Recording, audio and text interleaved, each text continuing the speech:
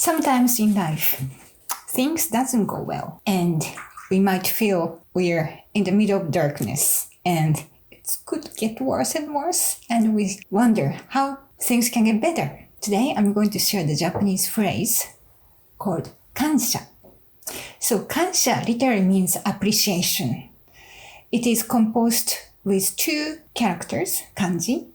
Kan is feeling, and sha, this is the word to express and deliver our feelings via words. It's actually quite interesting kanji because it's also used for appreciation and also for apologies. But what it means is like the left part of the character represent word, right part is actually releasing the arrow. So it means when we have some kind of tensions, pressure, then release by word. For example, when we feel guilty by saying, I'm sorry, in Japanese, ごめんなさい or すいません. It's kind of release us. So the same as to appreciation. When you feel some appreciation, and then by word, in Japanese, ありがとうございます。then 感謝してます means releasing the appreciation to others, but also to us. So 感謝 is really literally means appreciation, but it is more often used in Japanese, and also as a part of a politeness to express our gratitude and appreciation. So in business, we also use a lot 感謝してます we are appreciating. So why this word can help us? For example, when I was a child, when I complained in front of my mother, like about food or anything, or even the clothes that I have to wear, then whenever I started complaining, and she said, yeah, don't forget to appreciate. 感謝しなさい means do 感謝, do appreciate. And also later in life, when I'm talking with my mother, and maybe about my projects. And so when I'm going down, she actually put this word, 感謝. It's actually based on Japanese Buddhism teaching, and also Shinto, the Japanese ancient life philosophy, based on appreciation. Everything is based on appreciation. So appreciation from, of course, we cannot appreciate anything that hurt us. However, there are always something that we can appreciate. For example, when I complain about the food, oh, I don't want to eat this, then she would say, appreciate. You may not have to eat, but appreciate who brought us to the table, and appreciate somebody who grew this vegetable, and appreciate nature, the sun, rain that made vegetable grow, and also our being of being alive here. And from the Buddhism point of view, we always say appreciate our ancestors and remembering our ancestors. So by appreciating, it looks like towards the others, but creating this gratitude within inside of us brings so much light and beauty. So for example, now I don't have to tell my mother, and that's how stressed I am. But immediately when I'm actually have some stress or difficult situation, just click my mind and tap into appreciation and gratitude. Even when I'm ill, there is something we can appreciate.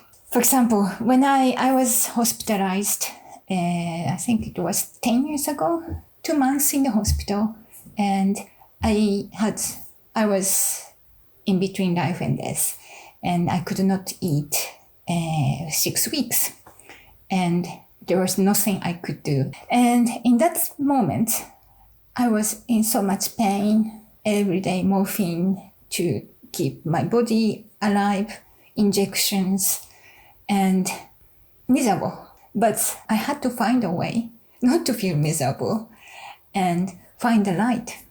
And that was just literally appreciating anything comes to my life. For example, every morning I was in bed, but I see the sunshine, even if it's raining, the light. Okay, another day, appreciate another moment. The nurse comes to say hello. She and he, both of them, came to greet me and made me laugh. And I could not eat anything, but they brought something to drink and making sure I'm feeling okay. And just a little appreciation, the presence of the people. And then little by little, although I was in pain, this gratitude, appreciations brought me such a happiness in that really helpless situation. Something that I started appreciating instead of feeling, oh, why am I here? Why am I getting sick? Why am I blah, blah, blah? And that would go down the spiral. But if you start appreciating little things, then be in the moment, even the air, I realized the air in the hospital was really bad. I did not notice. And I went out to the courtyard and just breathing a different air was a gift. So you can just imagine just many little things in life we can appreciate. So in Japanese, we have a phrase called itadakimasu. Maybe you have seen another talk of mine. I think link will be here. Itadakimasu is the phrase before we eating and before we receiving. So itadaku is to receive, but also to appreciate. So the word to appreciate by receiving. So itadakimasu, before we eat, we say itadakimasu, and we send gratitude, appreciation to the food who has arrived in front of us. So then by just, I think, well, in many different languages and religions, you have also other prayers before you eat. And yes, eating is something very fundamental for our life to keep us alive. So you can actually start something like that, appreciating whatever we are surrounded.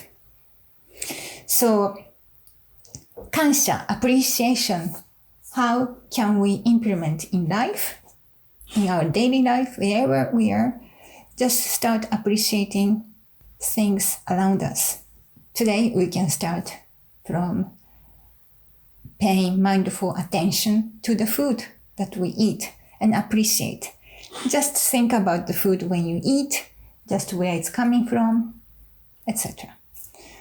And if you have problem with your work, or if you are out of work and looking for work and finding difficulty, you can also start just appreciating your own existence and your skill that acquired, the teacher you had, your previous boss you had, your mentor you had.